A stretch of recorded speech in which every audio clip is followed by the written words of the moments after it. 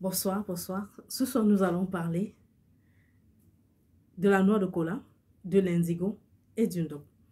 Pourquoi parler de la noix de cola, de l'indigo et du ndop? C'est parce que quand nous allons sur le terrain pour faire des recherches sur le ndop, beaucoup de parents nous racontent une histoire suivant laquelle la noix de cola est l'une des matières premières dans la teinture du ndop. Cependant, quand nous allons vers les artisans même du ndop, on leur dit, mais on nous a fait savoir que la noix de cola est utilisée pour l'obtention de la teinture à l'indigo. Ils nous disent non.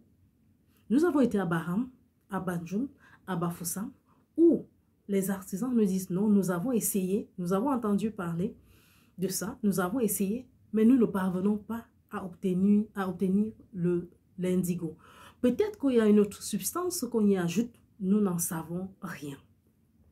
Il faut rappeler que de manière générale, de nos jours, au Cameroun, la meilleure teinture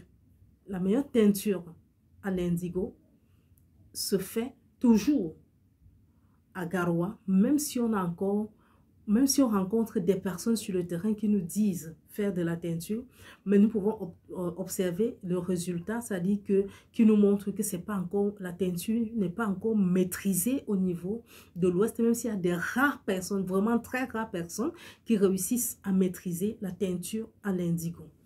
Alors, quand j'arrive par exemple à Batoufam, on me dit ton grand-père Mouefatonkap, c'était un grand commerçant de cola et il a beaucoup contribué pour la fabrication du ndop. Je dis comment?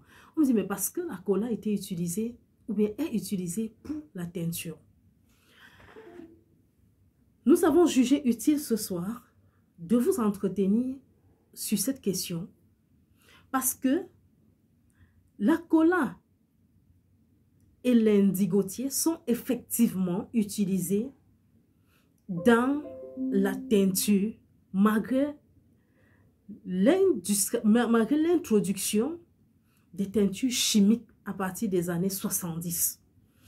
Donc nous tenons à préciser que c'est à partir des années 70 qu'on introduit les substances chimiques, les teintures chimiques dans la production artisanale du textile au Cameroun, en Afrique. Cependant, l'indigotier est utilisé un peu partout dans le monde et beaucoup de recherches ont été menées sur l'indigotier ou sur l'indigo. Il suffit de faire un clic sur Internet, indigo.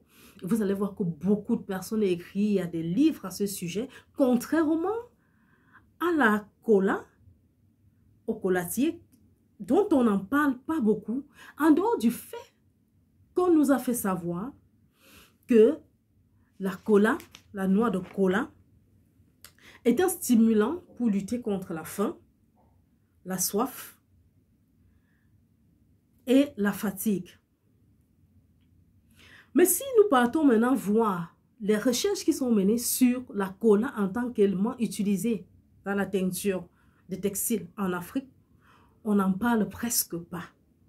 On n'en parle vraiment presque pas. Donc, ce qui est important de retenir, c'est que ces deux matières sont bien évidemment utilisées dans le textile, sauf que l'indigotier va permettre d'obtenir l'indigo, comme le bleu que vous voyez derrière moi là, le bleu du ndop. La cola va permettre d'obtenir l'orangé. Vous voyez là, quelque part, l'orangé là derrière. Je tiens à préciser que je ne sais pas si c'est la cola qui est utilisée au niveau de Baham pour ajouter cette couleur orange sur le tissu. Je n'ai pas cette précision, mais la vérité c'est que la cola est utilisée pour obtenir cette couleur indigo. Cette couleur orange, je précise pas indigo, cette couleur orange. Donc, la cola donc sera utilisée comment? On va voir dans plusieurs pays d'Afrique de l'Ouest où on utilise justement la cola pour la fabrication du tissu artisanal. Les noix de cola seront pilées dans le mortier à bois, après tamisées et trempées dans de l'eau. C'est ce mélange de couleur orange. On va donc tremper le tissu préalablement noué, préalablement travaillé en fonction du design qu'on veut faire apparaître, qu'on veut révéler sur le tissu. C'est en fonction de... C'est après avoir fait ce travail-là que le tissu est donc trempé dans ce mélange scintillant, ce mélange orange. Et ça va permettre donc d'obtenir un tissu orangé. C'est vrai qu'en Afrique de l'Ouest et peut-être même au Cameroun, on va donc trouver, oui au Cameroun, dans le Grand Nord, pour ce que je sais, on va donc trouver des tissus sur lesquels on a le bleu, on a l'indigo. Mais généralement, ils utilisent donc, après avoir trempé dans ce mélange à base de noix de cola pilée, de poudre de cola et de l'eau, on va encore tremper le même tissu dans l'indigo pour obtenir un mélange. Je dis bien, c'est en fonction du design recherché par l'artiste, par l'artisan. Et je tiens à préciser que ce mélange de cola et de l'eau, c'est un mélange dans lequel aucun autre produit n'est ajouté. Aucun. C'est vraiment 100% cola plus eau. Donc, j'ai tenu à apporter cette précision pour dire à nos chers parents, oui, vous avez bien fait, vous avez cultivé la cola, vous avez vendu, vous continuez à vendre. Oui, c'est utilisé effectivement dans la teinture, mais ce n'est pas pour l'obtention de la teinture à l'indigo. Nous vous reviendrons pour d'autres éclairages. Bye bye!